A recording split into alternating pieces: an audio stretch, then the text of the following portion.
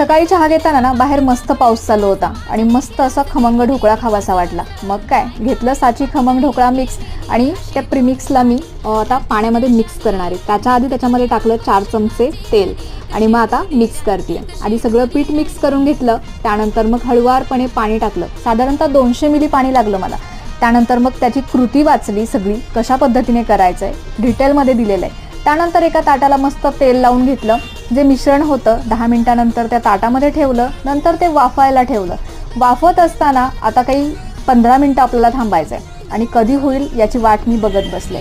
त्यानंतर मग असा खमंग ढोकळा तयार झाला आहे. 10 मिनिटं थंड होऊ दिला. त्यानंतर त्याच्यावरती फोडणी ओतली आणि फोडणी ओतल्यानंतर मस्त असा कट करून घेतला.